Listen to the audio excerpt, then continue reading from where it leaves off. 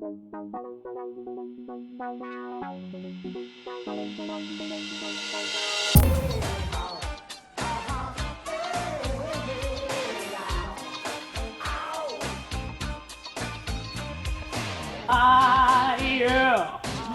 Put some water on me! Fire! Are we rolling? Oh. Hi, I'm Vanessa with Live at the Armory, and this is the LATA News. And boy, do I have a lot of news for you. If you missed it, Steve Poltz and Grantley Phillips were truly unforgettable. What a great show. Those guys are very, very entertaining. Get back to the future. That's what it's like. Forever young.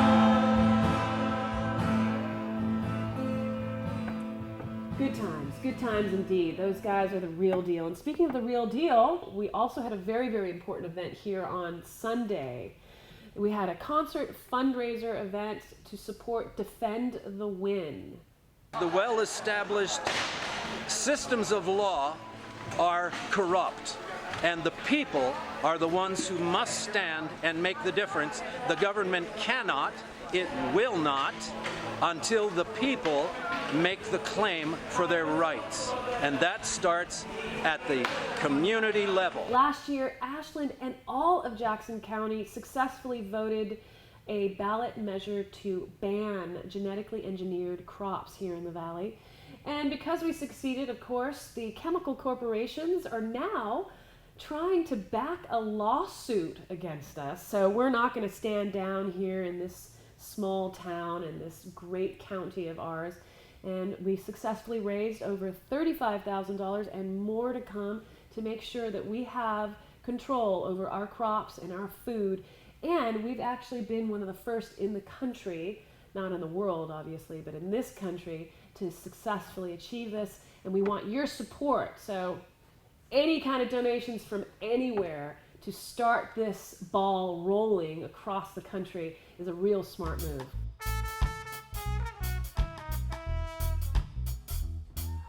And I made a major motion to eradicate the influence of superficial, succubismal, artificial elegance. It's not about the Many of our musicians came out to support the cause.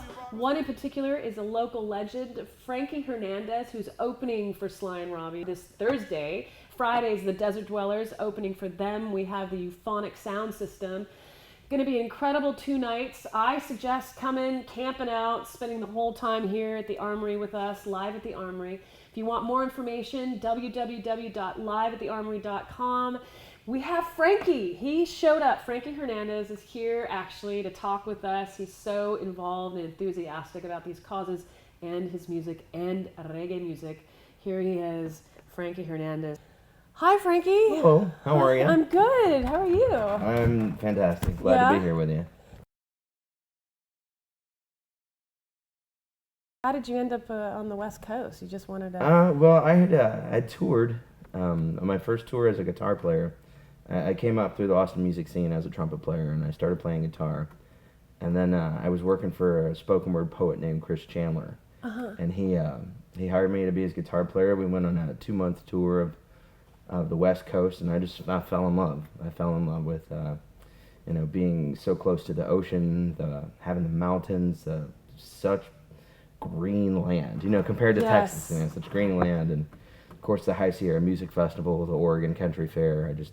I made up my mind I was going to move out here, and then here I am. Then you fell in love and started having babies. Yeah. I'm definitely in love with all those babies, and grateful to their wonderful mothers. Okay. Yeah. Oh, you like Marley, huh? You got a different mama? Oh, no, not that many. oh, sorry. I think he's got a kid for every letter of the alphabet. Yeah. Just 2 wives. So, speaking of Marley, who were your influences? Like, what really inspired you as a kid? Definitely Bob Marley. Yeah. Definitely the Beatles. I've always been moved by the singer-songwriters. I've always loved songs. And I've still, Stevie Wonder was huge for me. Willie Nelson. Willie's awesome. So, and even though Bill Withers, of course. Oh, yeah. So even though it's a wide range of different kinds of songwriters and singers, I've been moved by the people that stand for who they are. You know, they stand up for their communities and their families, and they always find a way to tell stories that you know, that are slanted toward their politic and their spiritual viewpoint, and still telling stories of their lives and their neighbors' lives. And I have always wanted to do that. And that's what you're doing. I mean, that's how you've been involved. I feel like that's definitely the model that Yeah. I want to be a part of. So when did you hook up with, you know, the Family Coalition farm? They just called me, I guess, you know, pretty much when they were picking bands, deciding how they wanted to do their event. They got a hold of me. I've always been, you know, very friendly toward, you know, toward farms in general. But this particular issue, like, is very, very important to me, because how we tend our seeds is like the most important thing we have right now, especially, you know, in the face of what's being altered. You know, the genetic modification that's being made, you know, is not really in the best interest of all humanity, and certainly not for our local farmers. You know, like I said, when I fell in love with the land, I mean, this is such a fertile land. So what do you think sets Ashland apart from the rest of the country? It's a community that's always in flux. People are always coming in, people are always leaving. You know, in the 10 years I've been here, I've cycled through so many people that have, you know, they come in and they come in with this radiant light. A lot of people come here with a tremendous amount of creativity, and they come, even though it's a little 20,000 person town, it's filled with people that came here like myself from Los Angeles or Austin or Seattle or New York. Like, these are very cultured people that come to live here. There's not a lot of businesses that aren't locally owned. You know, but also with the community in flux, there's always new businesses. Right. I love living in a community that can't sustain a McDonald's. Right. But intentionally, Isn't there on one purpose. like in the outskirts somewhere? You know, but there was one in here and it shut down. Oh, really? Yeah, just for lack of patronage. When did you pick up the trumpet? How long have you been playing? I started playing when I was 12 years old. For band? From or band something? in elementary school. And you know, it's trumpet. All horns in general are a dying art form, because Really? I thought they were becoming more popular they're being again. pulled out of the schools. You know, and like you were saying about like trying to make a sound, like with a horn is not intuitive. Like, you have to learn how to make a sound. A piano, it's laid out Right. there for you. Guitar, you count the frets, and you know what to call everything. You know what Yeah. to do. Drums, we were made to play drums. Yes. But a horn, you have to, making the sound, learning to make the sound is half the battle. You know, and then as you continue to play, like, making a good sound. Yeah, I was able to make sound, but everyone was like, "Oh man!" It was almost as bad as like a violin when someone's trying to. But even a violin can do it a little softer. With the horn, you can't at first. There's no hiding. You have to really blow it and make a big loud sound. You have to be willing to make loud mistakes. Yeah. Well, how is the music scene here in Ashland? Do you find yourself touring with a lot of people, or do you I find I don't play in town a lot. You don't play in town? I don't play in town a lot. For me, you know, because it's what I do for a living. Right. Feeding 3 children is Yeah. terrifying. As a musician, yeah. But we don't play in town a lot, which is, you know, we at one point it seemed like we did. One of the reasons I'm so excited about what you guys are doing here, I know there's more of a vision to be community friendly here and make more happen for music and just creative endeavors in general. And so And we're trying to get like really big, you know, artists that have been known for, you know, the last 20, 30 years to come it's here so as well, great. like Sly and like Robbie. Sly and Robbie. Who are prolific. I mean, those guys influenced me so much when I was a kid in the 80s. I mean, Yeah. Well, that's when they started to come on the strongest. You know, Yeah. it was I think their first big breakthrough was when they played on the Mighty Diamonds record in the late 70s. And they had this thing, and they started using more electric sounds. They kind of took up the mantle where Bob Marley and that first group of reggae artists kind of stopped. Yeah, you know, they kept going. They started this whole the kind of step up rocker beat. They started working with electronics.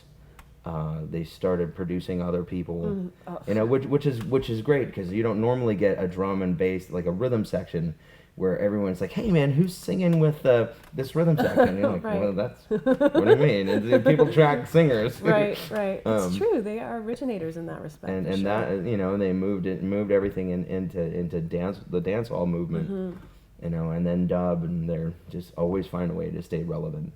Is this your first time opening for them? Yeah. Oh, are you super excited about that? I'm This so is, totally like, stoked. epic for you. When the opportunity came up, I was, you know, making sure not to be too excited. They were like, "Oh, it's cool, man." I don't know. Let me check the calendar. You know, we're really busy on Thursdays in this little 20,000 person town." Right. Thank you so much for following your path and honoring your destiny and filling us with the beautiful music that you do, with all that love and heart and soul. And speaking of heart and soul, your band's called the Old Soul Parade. Which I love that. I wanted to give the band an identity, you know, because those guys work really hard, you know, with me, and Old Soul Parade just seemed fun, you know. And old souls are everywhere. They're in babies. Yes. You know? Would you consider yourself an old soul?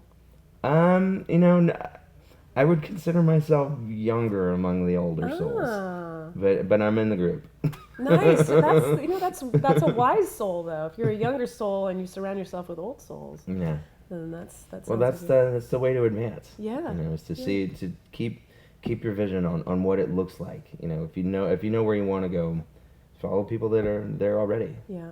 Like Sly and Robbie. Like Sly and Robbie. So yeah, make sure to come out this Thursday night. That's May 21st. To see Frankie Hernandez and the Old Soul Parade opening for Sly and Robbie. That's amazing. It's truly amazing. So if you want to know more about the history of music and you're into the down-tempo dub sound, then come on out and feel the drum and bass from these genius men from Jamaica. Check us out at www.liveatthearmory.com for more information about what's really going on here, because it's not just a concert venue, this is a cultural hub. We have so much going on here that you might want to join in on at some particular point. And I'd suggest this Thursday and Friday, because Friday we have the Desert Dwellers. So speaking of down-tempo dub, I mean, that's where Sly and Robbie is a direct influence to that kind of music that's so popular today. When you go to Burning Man, if you want to dance all weekend long and live it live at the Armory. You have one desire, and that's to dance until you drop. Folks, by definition, who is the one who's born to lose? Give anybody a chance, and that's the